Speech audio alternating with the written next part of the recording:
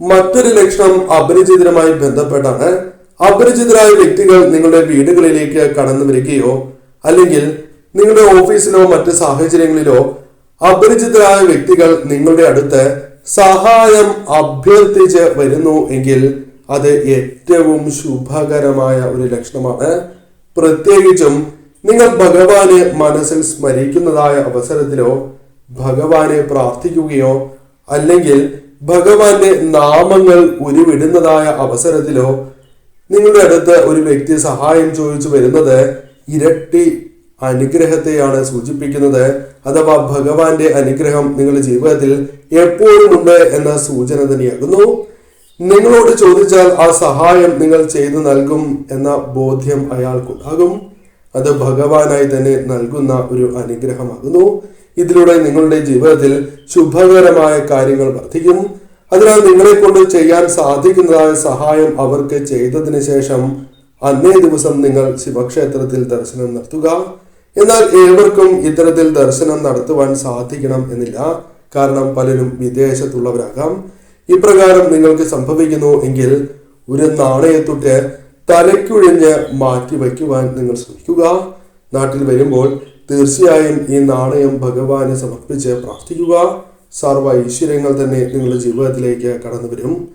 ഈ ലക്ഷണങ്ങൾ കാണുകയാണ് എങ്കിൽ, സാധിക്കുന്നവരാണ് എങ്കിൽ പോകാതിരിക്കരുത് എന്ന കാര്യം പ്രത്യേകം ഓർക്കുക. നമസ്കാരം. ദേവന്മാർ പോലും ആരാധിക്കുന്ന ദേവനാണ് സാക്ഷാൽ മഹാദേവൻ. ഭഗവാനെ ആരാധിക്കുകയാണ് എങ്കിൽ ഒരു വ്യക്തിക്ക് അവരുടെ ജീവിതത്തിൽ ലഭിക്കാത്തതായ ഭാഗ്യങ്ങളൊന്നുമില്ല എന്ന് തന്നെ പരാമർശിക്കാം. പെട്ടെന്ന് തന്നെ സംപ്രീതനാകുന്ന ദേവൻ കൂടിയാണ് സാക്ഷാൽ മഹാദേവൻ. ജഗത് പിതാവാണ് ഭഗവാൻ. എന്നാൽ ഭഗവാനുമായി ബന്ധപ്പെട്ട് ചില കാര്യങ്ങൾ പരാമർശിക്കേണ്ടതായിട്ടുണ്ട്. ശിവക്ഷേത്രത്തിൽ ദർശനം നടത്തണം എന്ന് ആഗ്രഹിക്കുന്നവരും അതിനുള്ള ഭാഗ്യം നിത്യവുമോ അല്ലെങ്കിൽ സാധിക്കുന്നതായ അവസരങ്ങളിൽ ലഭിക്കുന്നതായ വ്യക്തികൾ തന്നെയാണ് ഏവരും.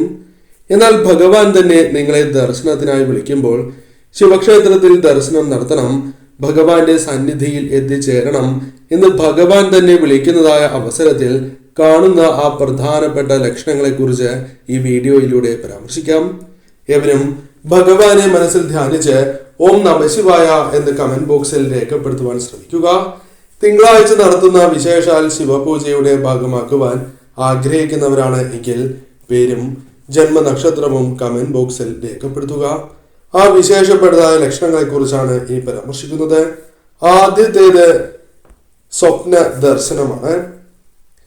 പലപ്പോഴും പല വ്യക്തികൾക്കും ലഭിക്കാത്തതായ ഒരു ഭാഗ്യമാണ് പരമശിവനെ സ്വപ്നം കാണുക എന്നത്. എന്നാൽ ശിവലിംഗം, ഭഗവാന്റെ അടയാളങ്ങൾ അല്ലെങ്കിൽ ഭഗവാനുമായി ബന്ധപ്പെട്ട ചില കാര്യങ്ങൾ ശിവഭഗവാനെ തന്നെ നിങ്ങൾ സ്വപ്നത്തിൽ കാണുന്നതും നിങ്ങളുടെ അടുത്തുള്ള ശിവക്ഷേത്രത്തിൽ ദർശനം നടത്തേണ്ടതിന്റെ സൂചനയാണ് പരാമർശിക്കുന്നത്. ഭഗവാന്റെ അനുഗ്രഹത്താൽ സംഭവിക്കുന്നതായ കാര്യങ്ങളാകുന്നു.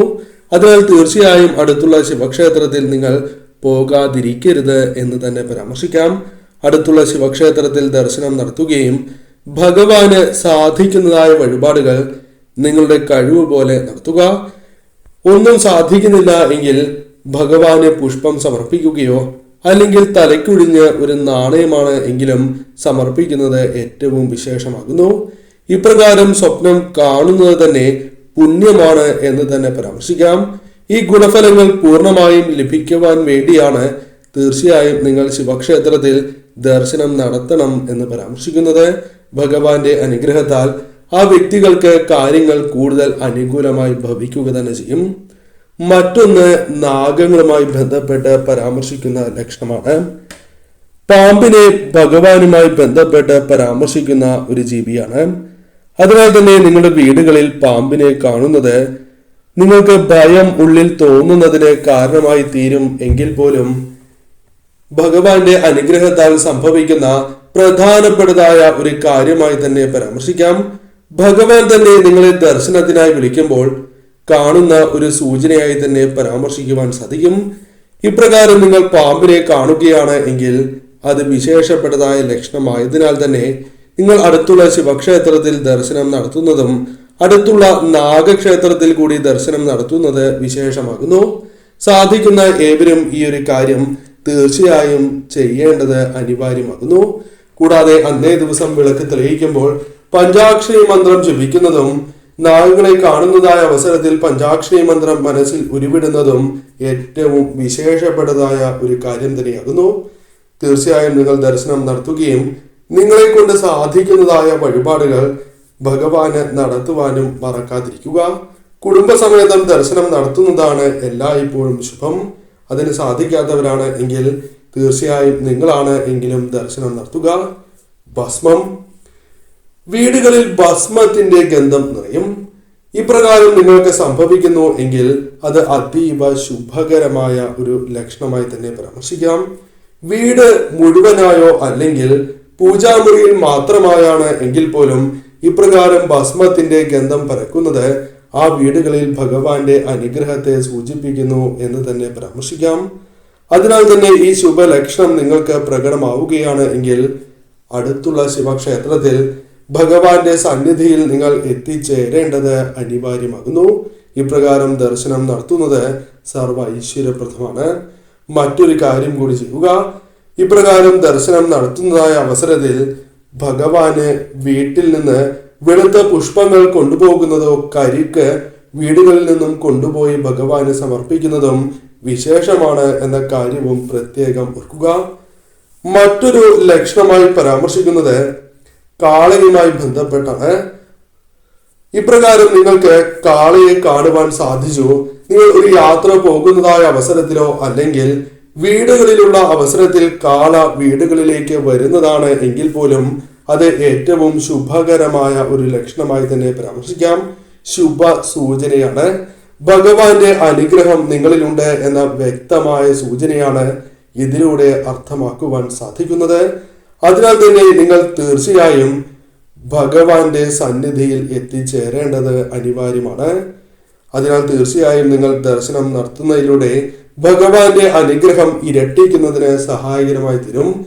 നിങ്ങളുടെ ജീവിതത്തിൽ വന്നു ചേരേണ്ടതായ ദോഷകരമായ കാര്യങ്ങൾ പോലും ശിവസന്നിധിയിൽ എത്തുന്നതിലൂടെ നിങ്ങൾക്ക് ഒഴിവാക്കുവാൻ സാധിക്കും. എത്ര മനോവിഷമത്തിലൂടെ മുന്നോട്ട് പോകുന്ന വ്യക്തികളാണ് എങ്കിലും, വളരെയധികം വിഷമസന്ധിയിലൂടെ പോകുന്ന വ്യക്തികളാണ് എങ്കിലും തീർച്ചയായും നിങ്ങൾക്ക് പരിഹാരം ഭഗവാന്റെ നടയിൽ നിന്നും ലഭിക്കുക തന്നെ ചെയ്യും.